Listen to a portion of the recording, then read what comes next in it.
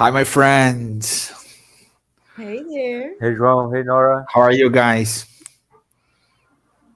fine. How are you doing? Good. I'm in summer mode. Yes, We're we've opposite. heard that there in the United States it's quite hot where Nora lives, and where I live here in Brazil it's quite cold.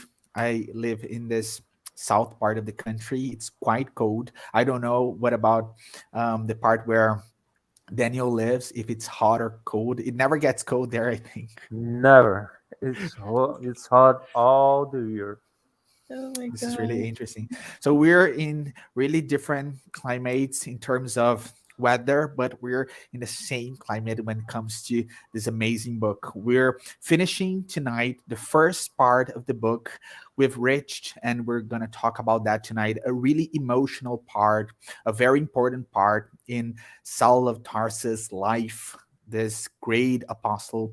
And from today on, we're gonna see much difference in this amazing character. Before we start properly talking about the book, without any further ado, our great friend Nora will bring us some prayer, and then we can start more relaxed and much calmer. All right, friends, here we go. Let us jump into that vibration and just ask Mother, Father, God for strength, for peace and love in our souls, that our cells are relaxed and calm, that the message this evening transforms, that we leave here with something absolutely extraordinary and that we can pass it on. We ask for all of those in their homes that are listening for blessings, for brothers João Pedro, for Daniel, myself, and anyone who is needing a boost, that the mentors guide us all. And if we have waters by our sides, that they're also blessed. Beautiful magnetic energies. That said, I say a Hail Mary prayer, and then we kindly ask to begin this study. Hail Mary, full of grace, the Lord is with thee.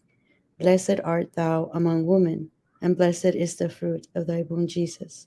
Holy Mary, Mother of God, pray for us sinners now and at the hour of our death. And so be it. Beautiful, dear.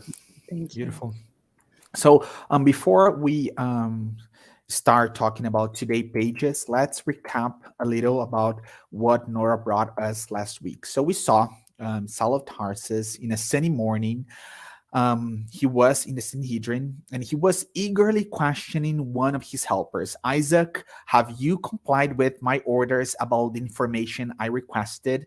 And the man responded, yes, sir. Among the prisoners, I found a young man who knows the old Ananias. Saul said, very good, obviously satisfied. And where does this Ananias live? That he did not want to say, despite my insistence. He claimed he didn't know. And then Saul again, well, he may be lying. Saul got really mad. These men are capable of anything. Make immediate arrangements for him to be brought here as soon as possible. I'll get the truth out of him. Do you know the old Ananias, an itinerant preacher of the way? Yes, sir. How long? I met him on the day before my imprisonment about a month ago. Those were the first words in their dialogue. And then he went further. And where does he live, this follower of the carpenter? This I do not know, the young man said timidly. When I met him, he was living in a poor district in Jerusalem where he was teaching the gospel. Saul did not pay any attention to the man's attitude of profound humility, and frowning, he said in a threatening voice, do you think you can lie to a doctor of the law? And the man said, sir, I swear. But it wasn't enough. Saul did not condescend to notice his supplicating gesture, and turning to one of the guards, he said, Julian, we cannot waste any more time. I need this information. I think the fingernail torture will convince him not to continue hiding the truth. Saul ordered um, I stopped to the punishment. The man was severe punished, and while he ordered that stop for a few moments, he wanted again to hear what the man had to say. And the man, in tears, said, "Sir, Ananias isn't here in Jerusalem anymore. At our last meeting, 3 days before we were imprisoned, the old disciple of the gospel said goodbye and told us he was going to live in Damascus." And this is very sad. The man got really sad because at this point, after he got tortured, he told the truth. And Saul went on, "Is that all you know?" The man said, "I swear it."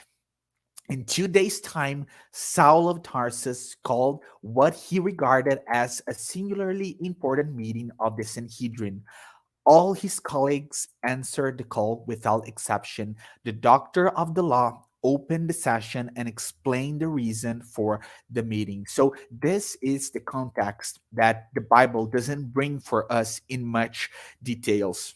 Saul, opening that meeting, said, "Friends, for quite some time, we have been meeting to examine the character of the religious struggle that has been created in Jerusalem due to the activities of the cohorts of the carpenter of Nazareth. We have learned from my inquiries to the religious authorities in Joppa and Caesarea that the disturbances that the followers of Christ have been maliciously provoking have caused serious harm to public order. We need to expand our cleansing work not only to these centers, but just now alarming news has come from Damascus, requiring immediate attention. Dangerous elements are at work there, and no man named Ananias is disturbing the lives of those who need peace in the synagogues. It would not be right for the highest tribunal of the Jewish people to remain disinterested in Jewish communities in other areas. Therefore, Saul of Tarsus proposed that they extend the benefits of that campaign to other cities. To do so, he offered all his personal services at no cost to the house he served. The required document of jurisdiction would be all he needed in order to apply all the resources he saw fitting, including the death penalty itself when deemed necessary and appropriate. Saul's proposal was received with shows of approval. This is really nice because we see that he was really going further with the plan. So, bearing all those letters of jurisdiction to act as fitting in cooperation with the synagogues of Damascus, he agreed to be accompanied by three respectable men who offered to go with him as servants, friends. On the day before his arrival, and nearly at the end of the difficult and arduous journey, he was already heading to Damascus. Saul of Tarsus felt that the bitter memories constantly assaulting him had grown stronger. This is a really important part of the book because at this point we see that he would have a very interesting change of mental attitude. And after we go through the text, we comment. After we go through what the book brings for us, we're gonna talk in spiritist terms what this is about.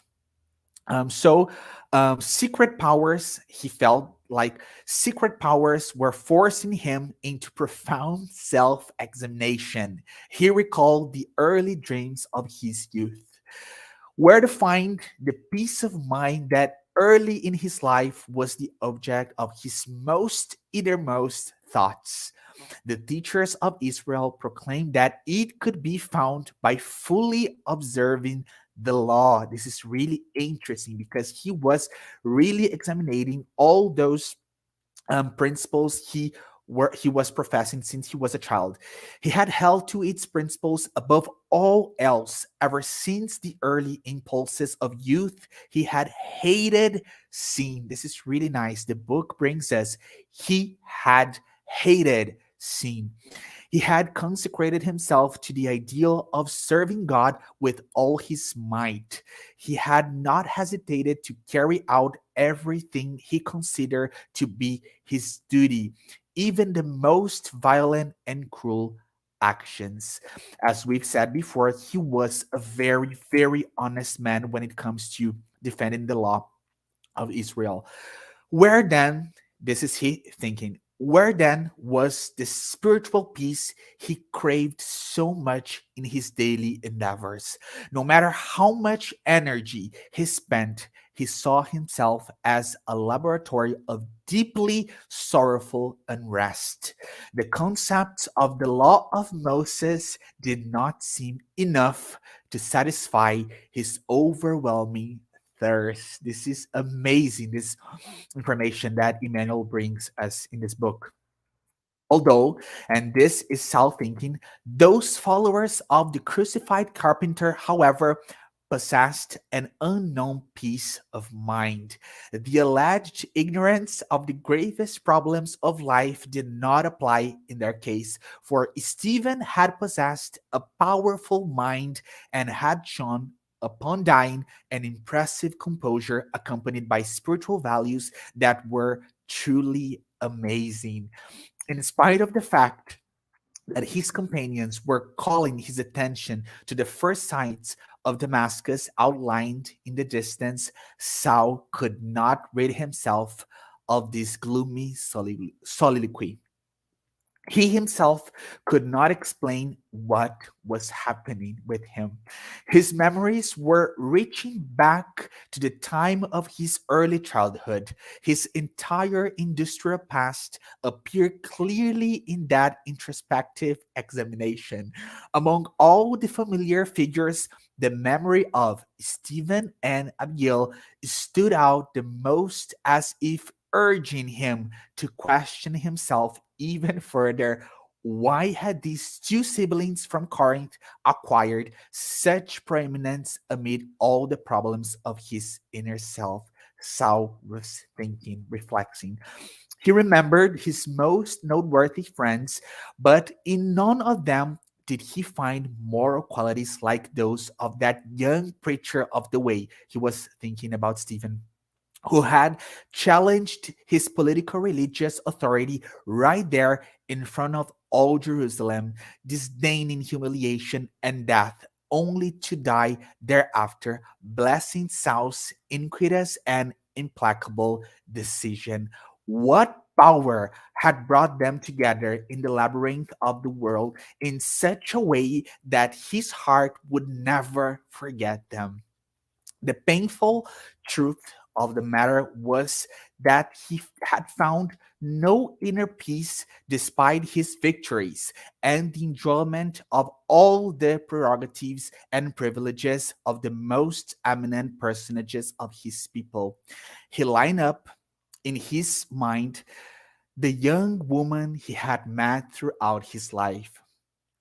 Now he was thinking about Abigail, including those from his childhood, but in none of them could he find the same characteristics as in Abigail. Those women, they were not Abigail, who had divined his innermost wishes. And then I reach the end of my part here.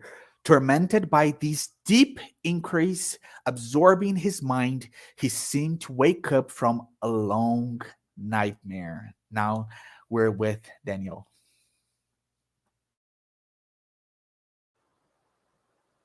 Thanks, João. So Saul was not only immersed in so many deep thoughts, but also his senses started to confuse him, and he got off balance and fell on the hot sand. And then a vision took place, as if the atmosphere became torn apart and revealed a light that, um, like Emmanuel described, bathed his dazzled eyes, bringing the image of a man in Nazarene fashion, with a powerful magnetic gaze and a heavenly gentle expression coming towards him. So while Saul was contemplating that man in profound wonder, his unforgettable voice made himself heard. Saul, Saul, why do you persecute me? This phrase is so famous as much as his magnetic gaze. This is very characteristic of Jesus. So thoughtlessly, Saul was on his knees, overtaken by a sentiment of adoration, and then he could only take breath to ask, "Who are you, Lord?" And that man said, "I am Jesus." Imagine his soul and his whole blood becoming cold at that moment. How much, how intense that sensation was. Saul could no longer hold his posture and wept, bent to the ground. His traveling companions surrounded him, trying to understand what could be the cause of those reactions, and how many thoughts overflow in his mind, such as, the men of the way were right after all. At that uh, precise moment, he started to think all, let's say, deeper than he was until then. Stephen's words were the pure truth. Abigail believed was the path to the truth. Then that man was the Messiah, was actually the Messiah, and his resurrection was no fairy tale.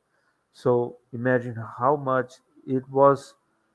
It was all in one less than 1 minute. So many feelings and so many thoughts in Saul's mind, and that he actually became the persecutor of the Messiah's disciples. So he realized and accepted without a doubt that that man, that Nazarene man, was the Messiah. Jesus noticed Saul's stifled voice due to a true repentant contrition. So he came closer and said, "Do not kick against the goads." Saul made his first profession of faith by asking, "Lord, what would you have me do?" With his humble question, with this humble question, Saul manifested his strong resolution in becoming a lowly servant and not choosing the endeavors that could be designed to him. So we see that this part is interesting because his strength, his energy, and even his harshness uh, turned against him. He used all his energy to decide his future from that moment on. And this is peculiar of Saul. And Jesus said kindly, "Get up, Saul, go into the city, and there you will be told what to do." As the vision finished, Saul rubbed his eyes, trying to remove that veil that shrouded his eyes. And Jesus chose at that moment to close Saul's eyes to those destructive theories in order to save him. The companions were trying to understand what happened after the light brightened from the sky, which made the doctor fall off his mount and talk to the invisible. So they started to say, "He's delirious, he's feverish, or the man of the way practice witchcraft," and so on. Esau could put himself together, wiped his eyes, and they hastened to assist him. Saul just said, I'm blind. He made a gesture over his eyes, said, I'm blind. I saw Jesus of Nazareth. And they made signs between themselves, confirming their conjectures about the witchcraft of the way. And the one named Jacob pointed out, Sir, we're sorry about your illness when we need to decide what to do with the caravan. So it's a bit short in this part, but there's so much to talk about. We're gonna do it later, but for now I'll pass the word to Nora. This part is even shorter. We'll definitely have a lot to talk about because basically, what ends up happening is they continue to discuss, Sal's condition. We can imagine putting ourselves in this idea. Sao is this very strong figure, right? We've seen that, and we can even infer that he grooms himself. He's very well kept, and he's the man who might, be always like put on something, and then all of a sudden they're seeing him completely different. He's blind, and what's more interesting is that now Sao's language has changed as well, which is kind of creating, especially Jacob, one of the servants. He's the one that's reacting more to this. It says that, Saul was telling him, okay, we're going to have to go to Damascus. And then, he said in a very oppressed and anguished voice, and then, until now you have been my servants, but from now on I am too a slave.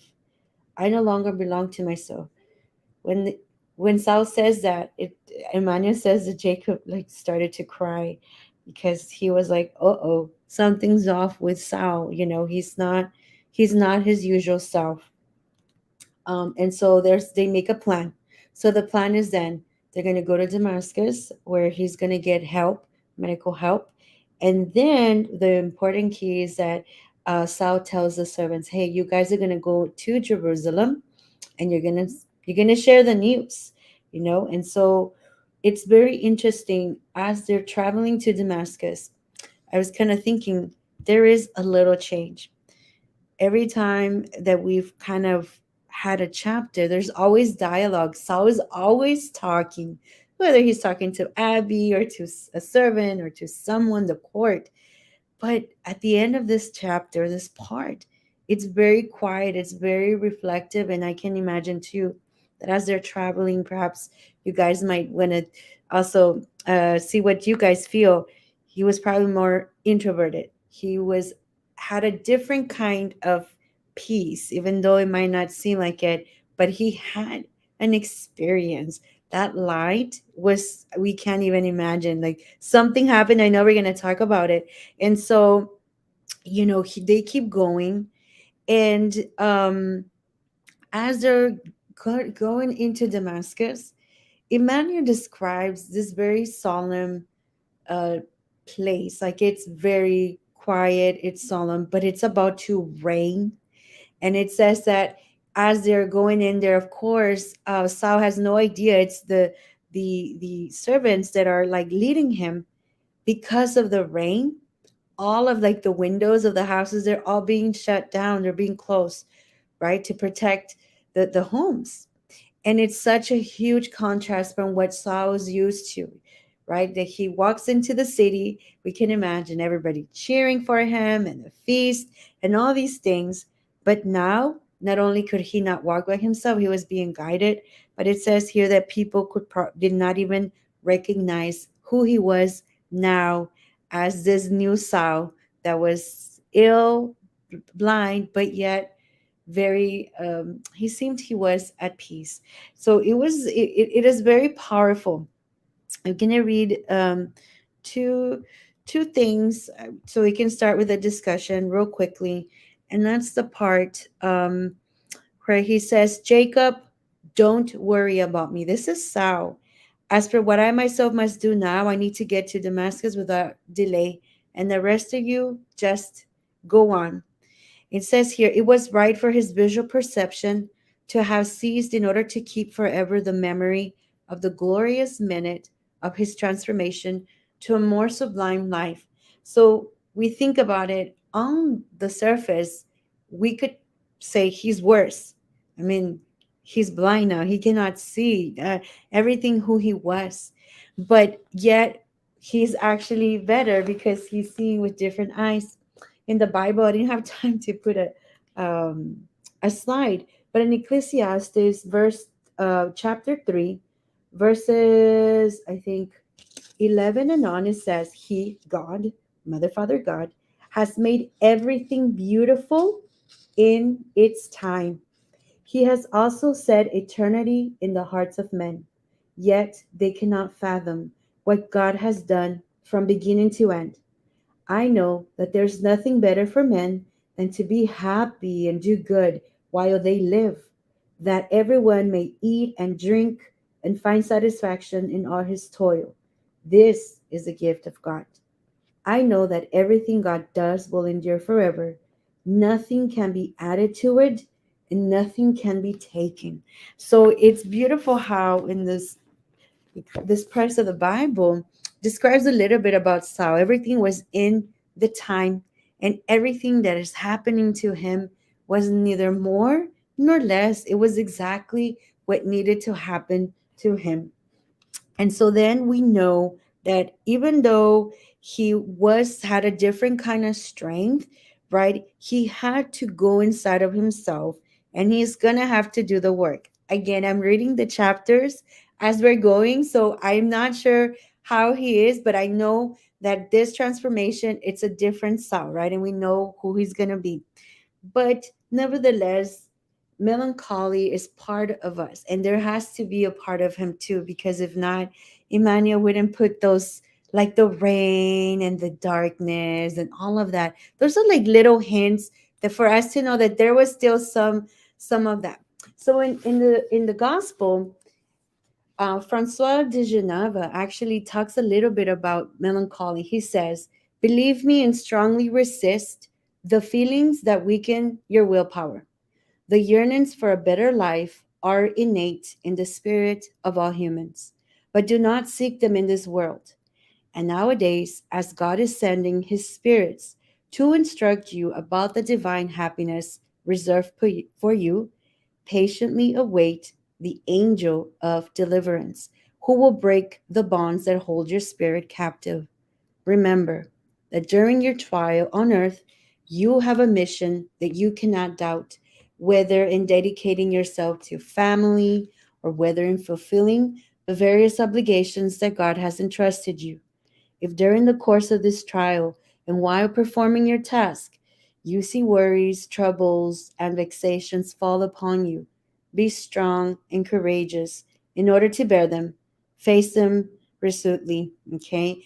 And this is so powerful because even the spirits kind of tell us when this comes, we just keep moving forward. We just hold on and we will get the I don't know, the gift from this experience, the breakthroughs, in other words, right? And that's exactly how Saul is. Even though we started off commenting on the surface, he's much worse. In actuality, he's much better. In this melancholy and this part of God's timing, it's all for a purpose, and all he has to do is believe it. And so far, we end part one with a very different Saul. And so it's beautiful because us too, right? When we are going through a difficulty, when we're going through all of this, sometimes we have to see things from a different perspective. We can go on, probably do a whole hour on what does it mean with the eyesight, because that in itself symbolizes so many things, right? We know the spirits talk about in the spirits book, like when we see with the eyes of the soul is completely different than with these eyes. And so there's so many things, dear friends, but it was absolutely beautiful. And I was like, wow. Yeah. So that was my part. So beautiful, dear. It Both of was. you guys. did All of us. Yeah. beautifully tonight. I want to bring a couple of things for us to think and discuss here, since this is a study. And of course, you guys can bring other things as well. The first thing for us to think, I think that we do need to analyze the fact that while he was going to Damascus, he started to have this changing when it comes to his mental attitude. Because we need to think that although Jesus Christ, the Almighty, our great master, appeared to him, the laws of God, they are what they are. And Jesus, of course, respect those laws. So we have a man that was fully immersed. He was totally immersed in materialism. He was always searching his pride. He was always searching those things. And in this terms, blindness really comes in this significant very significant terms, because he couldn't see anymore. But before we reached that point, he was already having different thoughts while he was going to Damascus. And this is really interesting, because when we go through the Spiritist doctrine, when we go through André Louis' books, we see that if he didn't could get in this higher vibration, in this higher level of thought, those good spirits, they would not be able to reach him, because they would not be in the same vibration. They wouldn't be able to have any connection. This is really interesting, because we see that he was being inspired to have different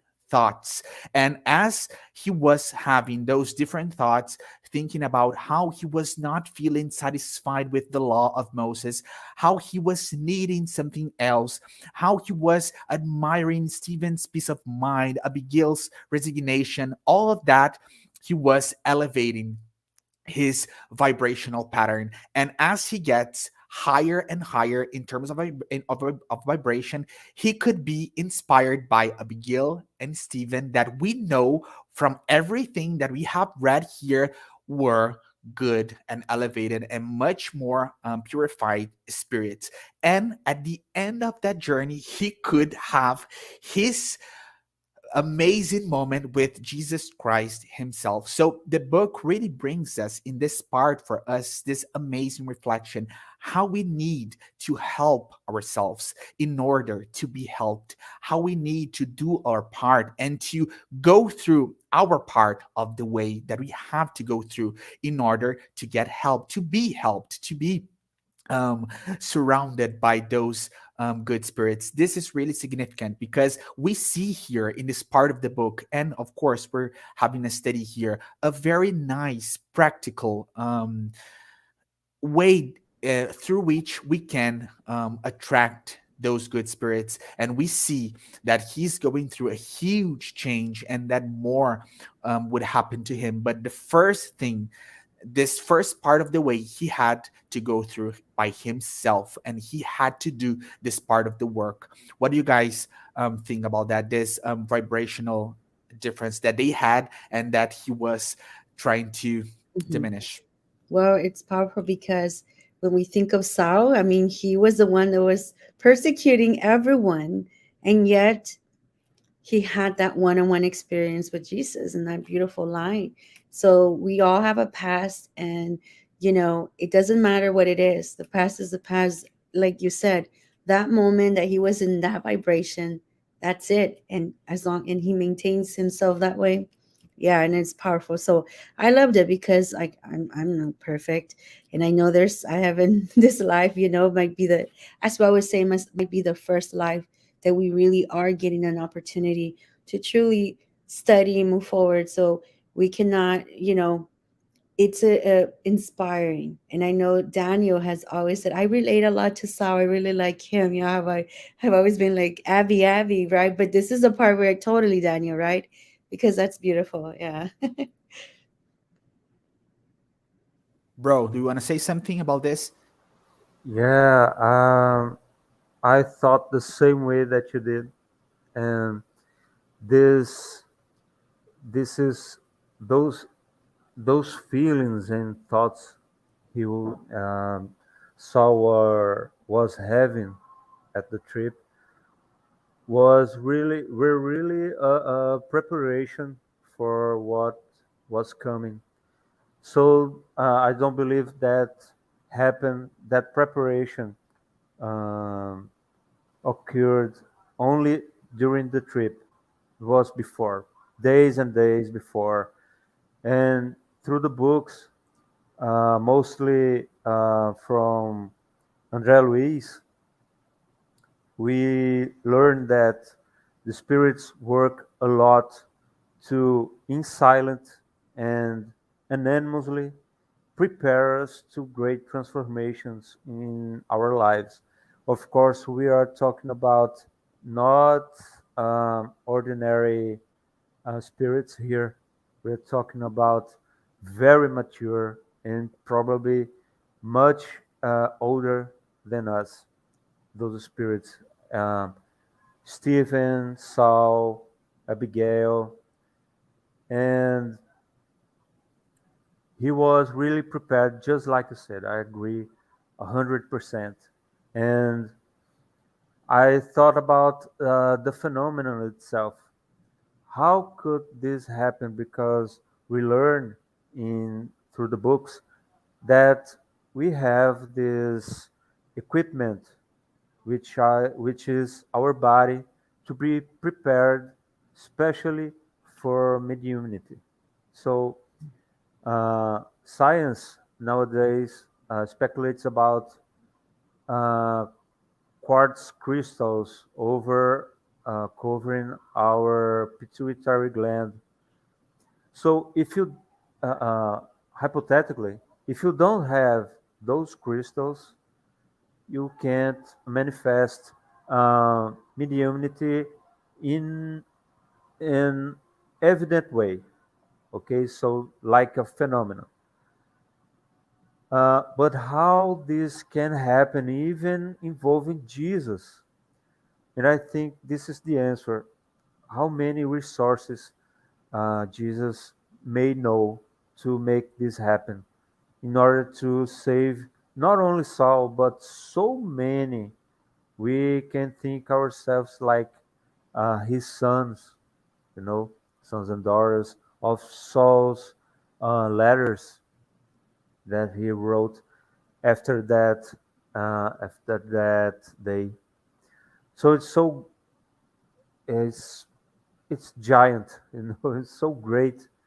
And I am, like Nora said, I'm a fan and I admire Saul, despite the all the harsh things, the horrible things he did.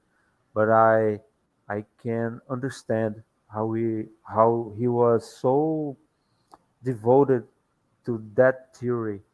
He really believed that, and he was trying his best to do to accomplish the laws. But once he got that proof, without a doubt, he could not longer question. He used that same energy to act according to the gospel. It's amazing. Amazing, bro. Amazing. Those reflections are great because when we think about those mediumistic phenomena, of course, there was beforehand preparation by all those great spirits that were helping him. This is very nice. This perspective is really, really important here. Another part of this amazing chapter, um, which we're going through, is the amazing phrase that he said to Jesus: Lord, what would you have me do? This phrase is really significant because, first of all, it really reminds us of our great Mary of Nazareth, Jesus' mother, because we saw her all over the Gospels saying that type of thing. And although she went through very, very harsh moments, she was always putting herself in that position. Lord, what would you have me do?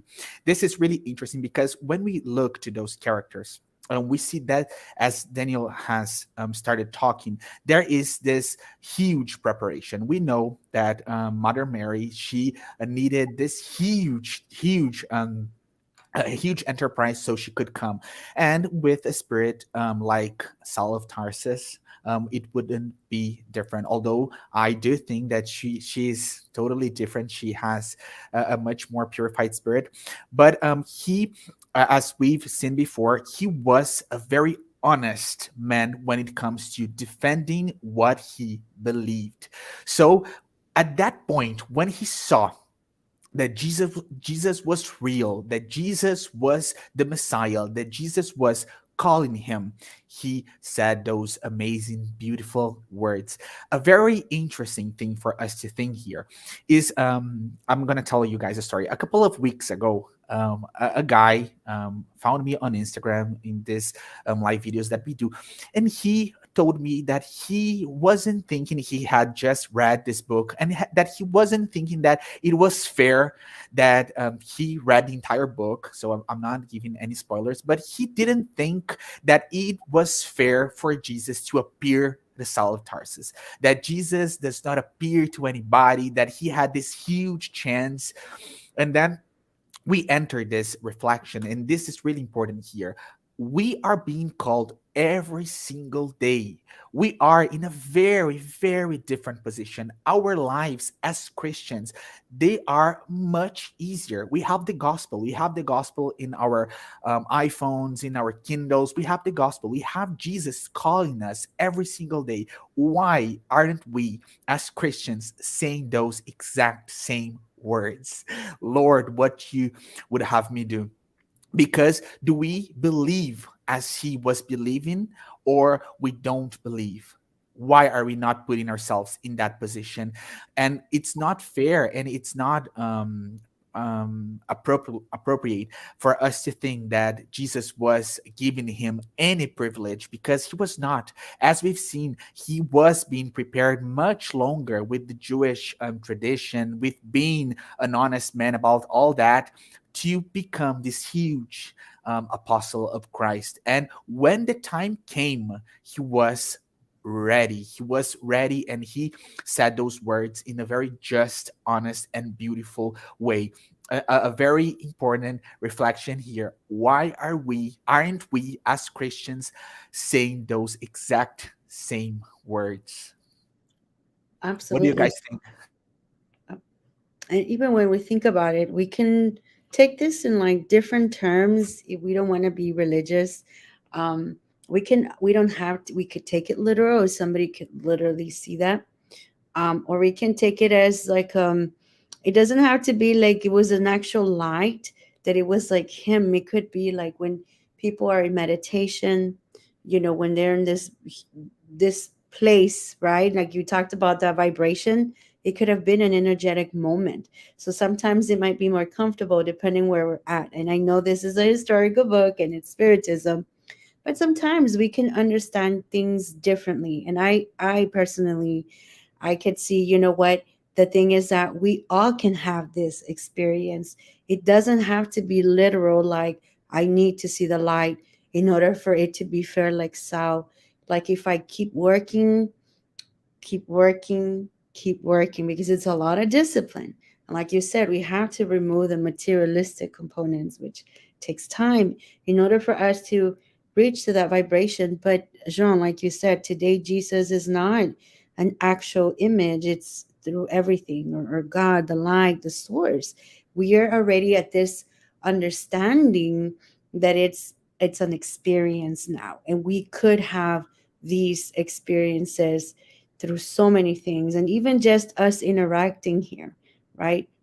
uh, Experience in friendship, that is already like a soul experience, because that experience, notice how Emmanuel, he doesn't necessarily focus on, oh, Jesus in the light. It was the afterwards that we're actually kind of focusing on, right? And so so when we find ourselves in that vibration, in that energy, willing to do this, and then yeah, we can also have that. And I mean, we're in modern times too. We cannot, even mediumship has changed. We've talked a lot about this.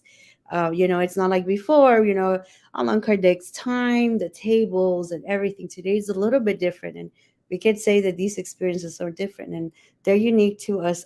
When Jesus came, and I'm going to sound now I'm going to use religious terms, but when Jesus came on the cross and he, he dies and he says, the only thing I live, love your neighbor as um, yourself. That's it.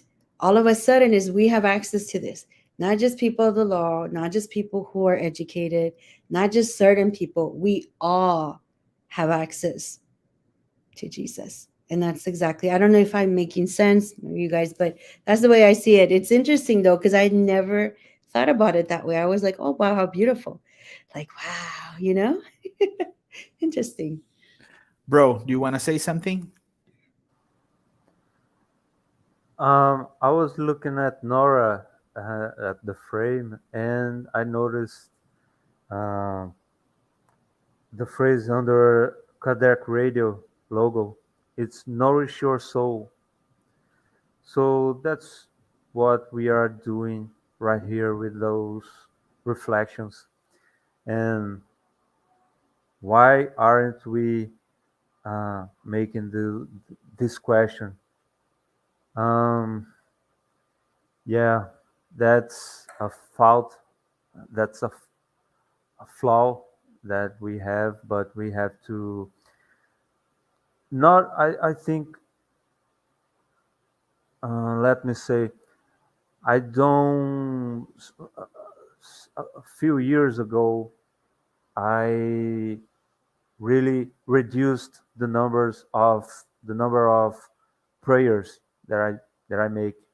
So because I tried to I I tried to and I succeeded to transform every action. Let's say not every action. I'm not that wise, but when I'm doing something, I can think about how am I doing I'm playing my role in the world, and how am I being good to society, and how am I applying uh, everything I know about the gospel, about spiritism, in my work, in my conversations. Um, Sometimes I do make mistakes. Of course, we all do, but I feel comfortable enough to not have to stop and make prayers all the time. And uh, I think this question becomes implicit in my thoughts and in my actions. It's like, what should I do now? You know, how would I be? Uh, I won't say the word digno in Portuguese. How would it be? I can remember now. So I should deserve through my acts all the intelligence and the sacrifice that Jesus applied to bring the gospel to us. And it's a matter of embracing this uh, this concept of acting according to the gospel in everything we do. So I started to feel comfortable not making prayers and actually verbalizing something to Jesus or to God. You know, I it's something I feel that I wanted to share. I think it's part of this reflection. Absolutely. It's the actions, right? I know there's a movement here in the US too right now, because we had some school shootings and people have said, they don't literally mean stop with the prayers. We need action, but I think it's what you're saying, Daniel. It's, yes, we pray, but it's like, well, we need change, we need actions, and it's with ourselves too. And even Saul there, he had the experience, but he like physically he did it. He wasn't just, okay, let me tell you about my experience and I'm gonna pray. And he was, there's gonna be a lot of action. So I get it. Yeah. So There's a phrase that Chico used to say that those hands and a couple of other very important Christians in Brazil and in the world said phrases like, those hands that work are much more blessed than those lips that pray. This is what we are talking about here. Heading to the end, I still want us to reflect on the fact that blindness here is really significant, because we have this Saul of Tarsus, the Almighty, though that man that had that amazing speech that could impress everybody, that was heading to be the most important man on earth. On Jerusalem. He was really important, and he was always looking outside himself. He was always very, very preoccupied about what would other people think about him. We saw that process with him and Abigail, that he was very ashamed that Abigail was Stephen's sister. We saw through those first chapters that we gone through that he was really, really preoccupied with everything that was outside him, because he was very, very preoccupied with his pride, with all of that. And then we see this man without the capacity to see, absolutely blind. And after that, he starts to look and to perceive those inner thoughts, those inner emotions, these amazing, amazing inner world that we all have. And unfortunately, he had to go through blindness to achieve that point. How much do we need to go through dark times to suffer us to stop and look inwardly? This is really important for us to clarify here, that we are not, as Christians, saying that everybody needs to suffer in order to improve or to get a much purified spirit. This is not about that, especially because Emmanuel himself, he has this amazing book called Thought and Life, in which he tells us that we can evolve through three paths: getting bored, loving, and suffering. So we have choices. With Jesus, we know that it's all about the love way. But we see here this man that had to go through blindness in order to look to his inner self and start making better reflections and start his salvation process. What do you guys think about that?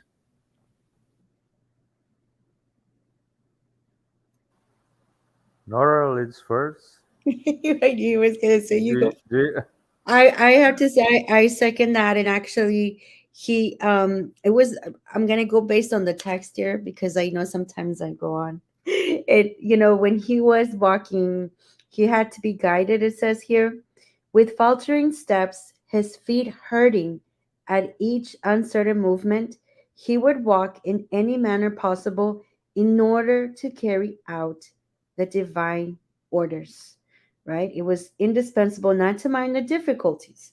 It was vital not to forget the purpose. And I think it's part of what, it's not that it's, oh, I'm just gonna suffer, but we have a purpose and we just gotta do it. I always see it more. It has changed because before I would say, oh, suffering. But then when I became a teacher, I realized if we were to use that analogy in the context of us as the universe, we're in the school of life here, right? We have to have exams because as a teacher, we go over a unit, we need assessments. And so when the assessment comes, it's going to show whether the student understood the material or not, or there are places that the student needs to understand or not. And so it's always the same thing. When we pass out the exams, oh, you have like, guys, no, change it up because now you're going to put that energy into your exam. There's a purpose. Your purpose here is for you to show off or however, dependence. Show what you got. Try your best. Let's see what happens and move forward. I said, look at the difference between you sitting here and being like, you know what? I'm going to put whatever. I can't do it. I can't, right? Change those thoughts. And I really do think that these eyes now, since we're talking about the side, right? These are the eyes that we want to have. That it's not, we need to forget, not forget our purpose, it says here, but to, even though our feet are hurting, even though it might be difficult, carry out those divine orders. Just trust the the purpose trusted. Just like students need, you always say, trust the teacher, should, right? Trust it. That's the same way. Jesus is the ultimate teacher. He's the one. And if we just trust, eventually when, I mean, we could sit here, I'm sure João and Daniel have so many stories. I just had something happen.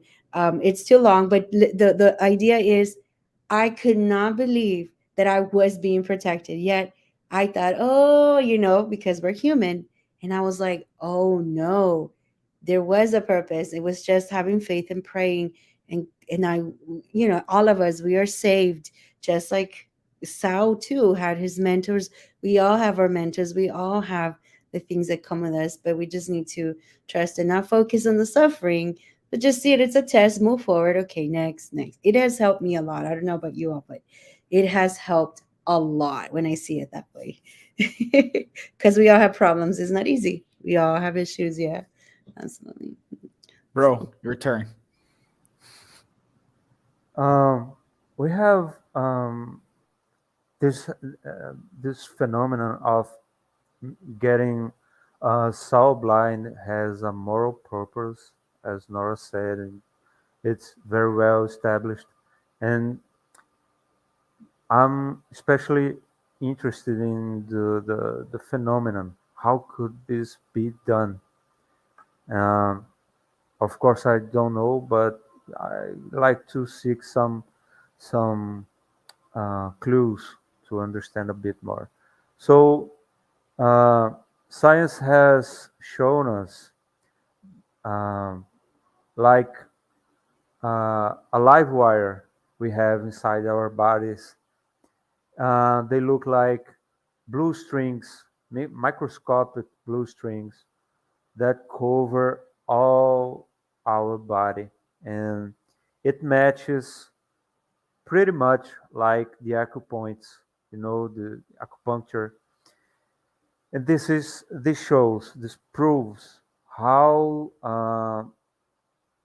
it explains actually how the electricity runs our body. And if there is electricity, there is magnetic field, and this magnetic field can be influenced and make and change um, our bodily functions, like making us heal, as acupuncture can make, and many other science and anesthesia, and also a spiritual influence over it. So Jesus, I'm pretty positive that Jesus could manage to block the energy flow of Saul's eyes, and this is how he could stop and then uh, give back. This is a small spoiler, but when he gets back his vision, it's just unblocking his magnetic bodily field, if I may say this. But I'm so interested about this. I hope our science get to prove to study this those functions we have. So amazing, it's overwhelming. Amazing, bro. Amazing. We are reaching our time here, but before I just want to say one more thing. I think that we really, really, really should keep two great examples that the Bible, especially the Gospel, the New Testament, brings us: Mary Magdalene and Paul Saul of Tarsus, because they went through this really rough patch.